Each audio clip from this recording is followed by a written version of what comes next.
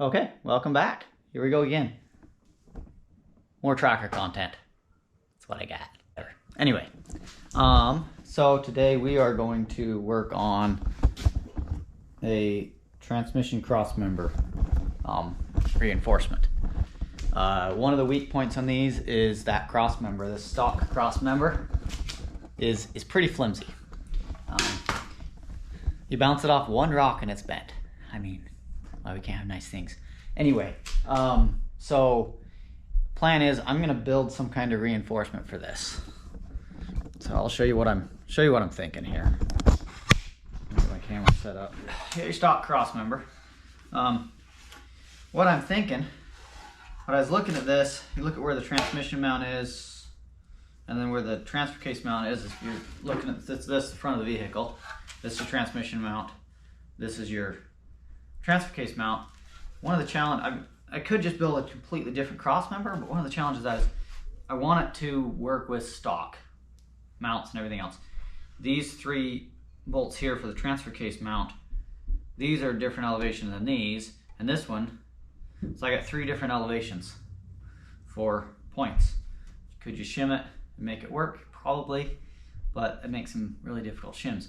Rather, what I'm going to do is I'm going to modify a stock crossmember to be stronger.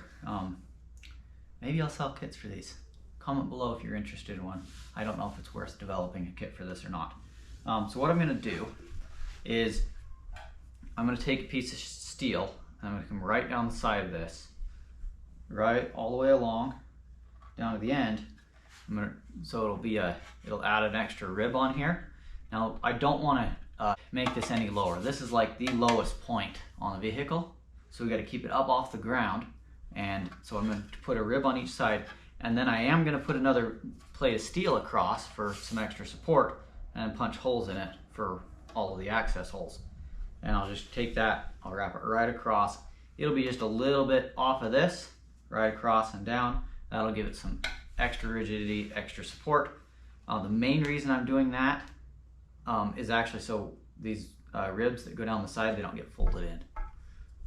It should help a lot. So I'm gonna take this, I'm gonna lay it on my cardboard here, and trace out my profile, cut it out and get my lengths right and everything, and bends and all that fun stuff. And then if that looks good on the cardboard, we'll transfer it over to some steel and make her happy. Okay, got my cardboard pieces traced, kind of squiggly little, they're snake. Anyway, squiggly little things. They look like they're gonna work, so I'm gonna transfer them over to some steel I have and see if cardboard can become reality. See what works.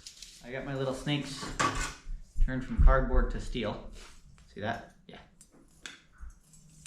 And I ended up doing them in 3 pieces. You can see that. And I stitched them together because I didn't want to take a weird chunk out of the middle of my sheet. I've had this piece of steel, I've done a lot with this, it's only a partial sheet. I built my rear bumper, I built part of my front bumper with it. I've done other stuff with it too. What else have I done with it? I don't remember, lots of stuff. Now I'm doing the crossmember with it. Anyway, didn't want to waste any of that, so I stitched them together. Now we're gonna take and we're gonna figure out how to stick these onto here. In an attempt to make it work. Not 100% sure it's going to work, but it's worth a shot, right? Right. So, start welding these on, see how it works. I took all the paint off right here. That should give me enough to start tacking her in.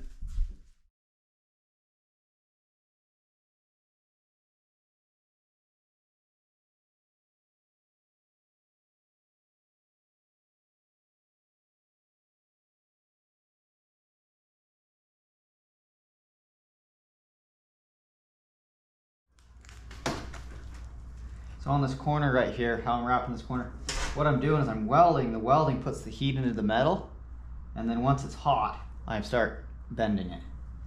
So while it's still hot, I'm just doing a little bend, moving it a little at a time.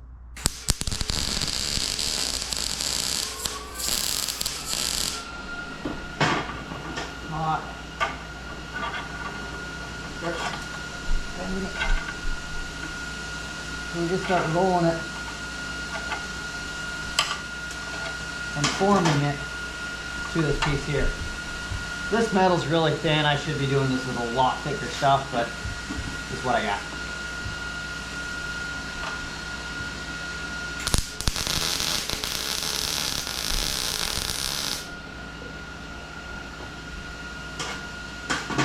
So here I didn't get quite to the corner. You want to weld all the way to the corner because then that gives it a point to where it's going to bend off that point.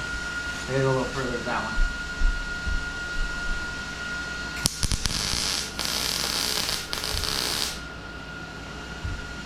So that'll give me that point to bend off of. And grab this, start bending it in. And at the same time, because this is trying to come over here, give it a little help right there, go back out.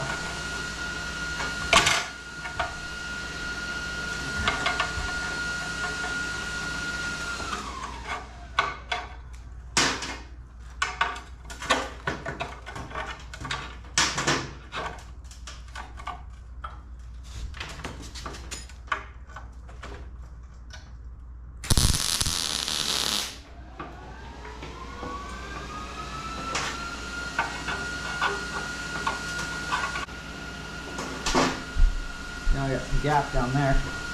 Gotta pull that back down. Get closer. Pull a little more. Really, when I say you just kind of got to work it, you just got to work a little bit on your way through to get it. So I'm gonna finish welding this up. I'll show you. Okay, so finished welding it all up. Got it all welded in there, and it turned out pretty nice. Pretty happy with it. So now I'm going to plate the whole bottom of this just to add a little bit of extra strength and rigidity.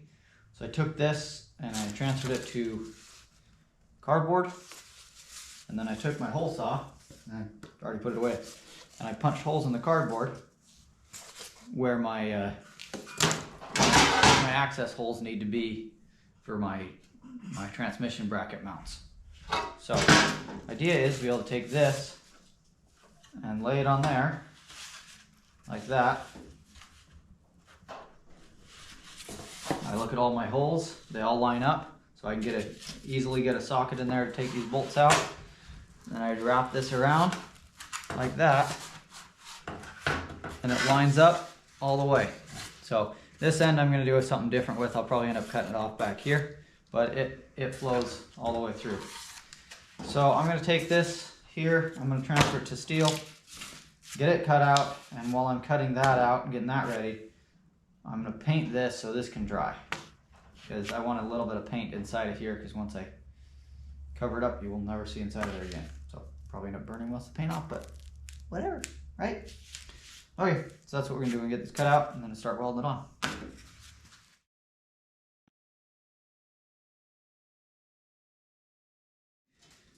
I transferred from cardboard to steel, used a hole saw, punched out all my holes, and there we go.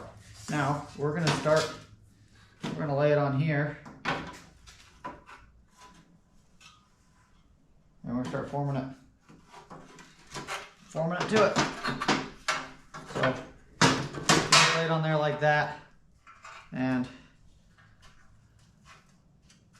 I am quite happy. The reason I drill big holes is to make sure they line up. I'll show this to you. So you can see underneath all the holes,